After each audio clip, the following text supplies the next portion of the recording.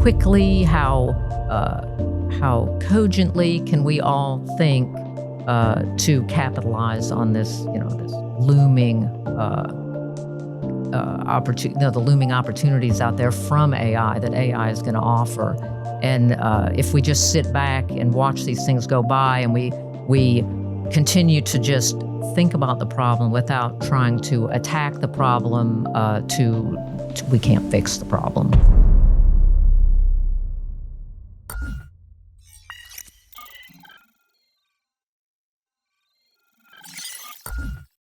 Welcome to another episode of the GNSI Video Series. I'm James Jacobs, Director of Policy and Partnerships with Cyber Florida, your guest host for today's episode. Cyber Florida and GNSI are collaborating with the National Defense University to host their flagship cybersecurity event, Cyber Beacon, in October on the campus of the University of South Florida. It will be a special event to cap off the broader Cyber Bay 2025 initiative that week, which includes the first ever Cyber Bay Summit in downtown Tampa. Joining me for today's episode is Colonel Nancy Blacker from the National Defense University.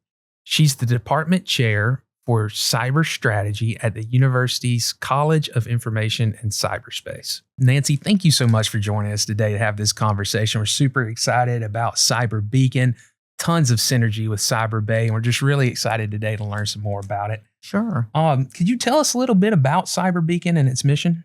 Yeah, absolutely. Thank you so much for having me. So Cyber Beacon is our flagship annual conference that we have, National Defense University, and from the College of Information and Cyberspace, which is part of NDU.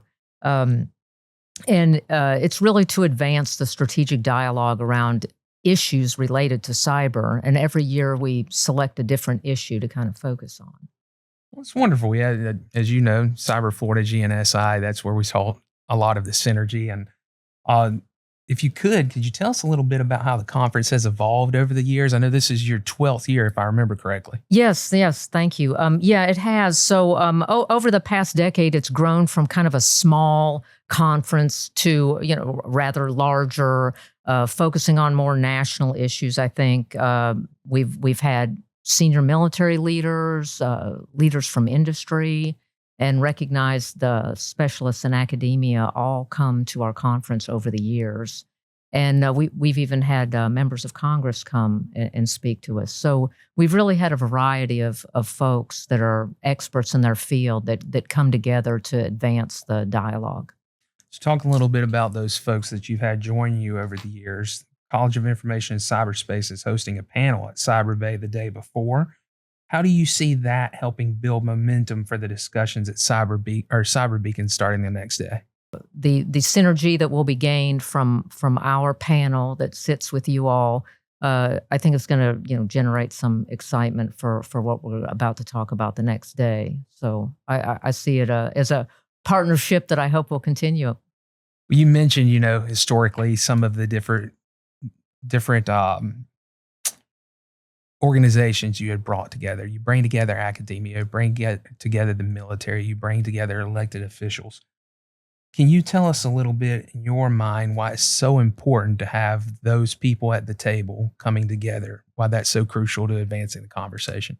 Well, I think particularly now with the advent of AI and the speed at which technology is evolving and what we might call disruptive technology is so important to have all the key stakeholders come together to have these conversations. We don't want to be thinking about these things in a vacuum.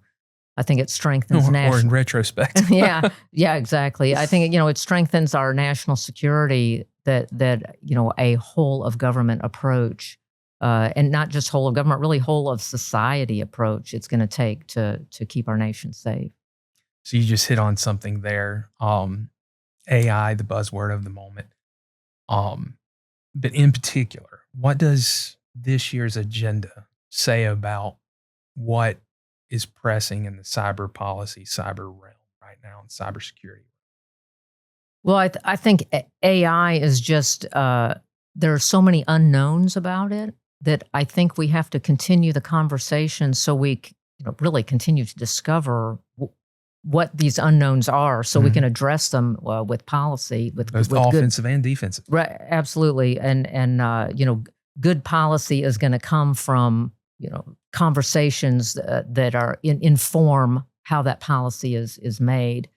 So I think that we can't look at it just regionally. We've really got to look at it on a national level. So I think hopefully that our ability together to bring these key stakeholders into the same room to be able to talk about these issues, explore them, ask questions about them, and I think we're going to find out important things we need to know to move forward in the policy world.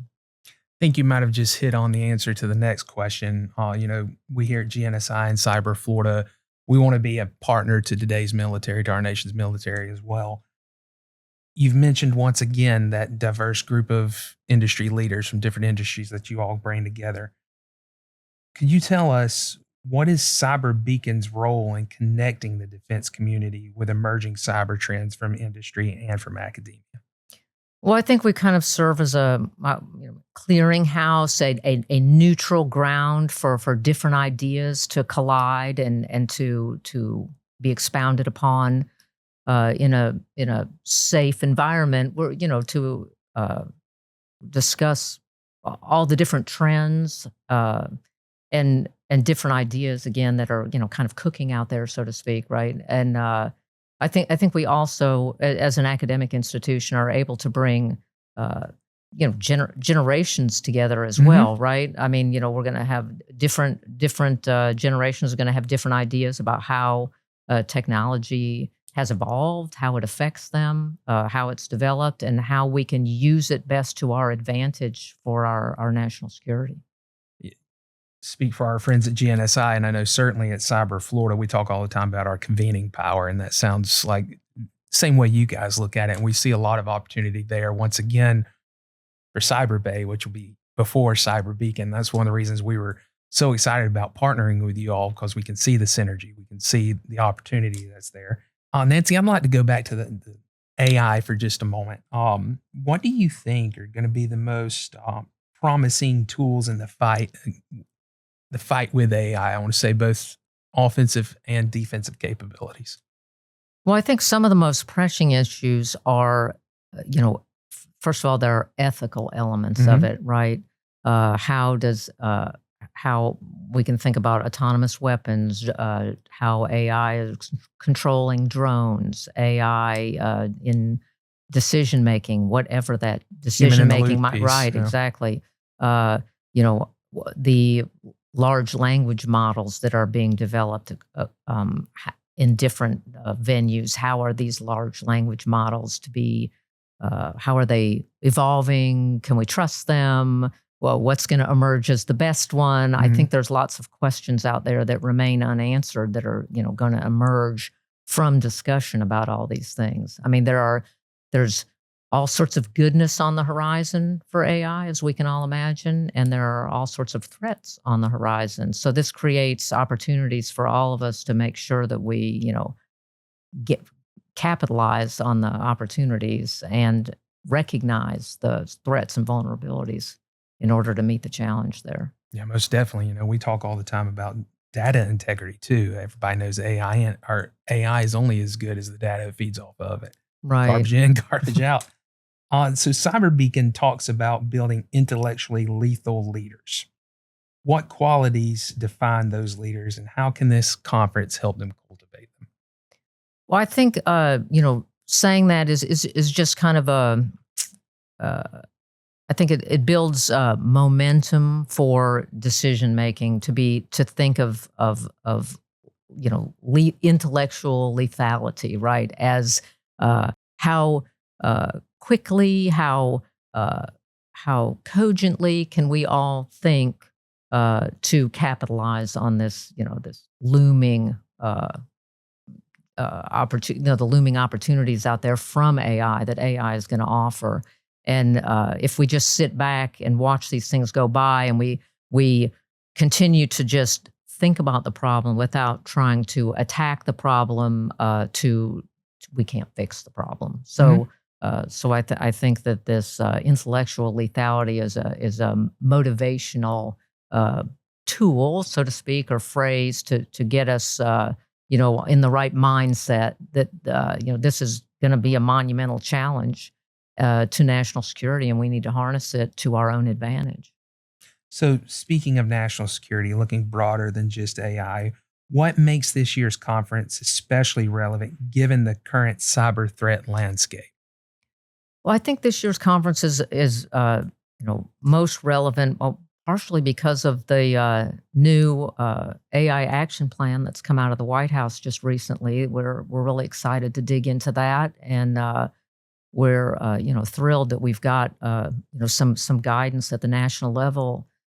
So I think that's the most our overarching one of our overarching guidance documents that we're going to look to and start digging into to look at what's on the horizon for us to face and continue to make policy on. So, Nancy, a moment ago, you mentioned something interesting when you were talking about what you meant by how do you all phrase it? The lethal, what was the wording? Oh, intellectual Yeah. lethality. Intellectual lethality. Thank you. I mentioned to Nancy before we started this conversation, I've been on a plane most of the night, so my tongue got caught. No problem. I like what you said about that, about how that's going to be instrumental, one of the key takeaways for people that attend the conference. But aside from that, what are you hoping people walk away from Cyber Beacon with? Well, I think one of the things, first of all, is to be more informed about the issues. What are the issues? How are these issues affecting, the attendee and their daily life? How can we, as a nation, our partners together, whatever walk of life you come from as you're attending the conference, who can you partner with to strengthen our national security in the AI landscape?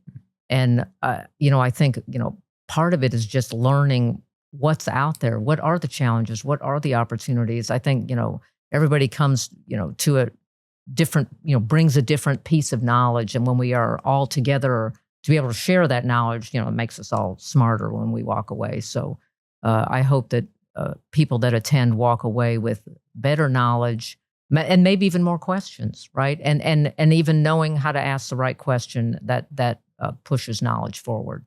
And Nancy, I love that. We say at Cyber Florida all the time that cyber is now everybody's problem, especially when it comes to not only the security of individual private firms, but the security of the nation. Exactly. And it's right. It's a shared responsibility, as we say. Most definitely. And I mean, it's sometimes hilarious that I work for Cyber Florida, reminding the audience that I am the policy guy. I'm the least tech savvy millennial you'll ever meet. But we stress all the time to people in leadership roles within and without government, or within and without of government organizations, how vital it is in today's threat landscape to be able to understand enough to make tactical decisions. So I really love that piece about when you said coming away with even more questions, learning how to ask the right questions, to be curious about the right things.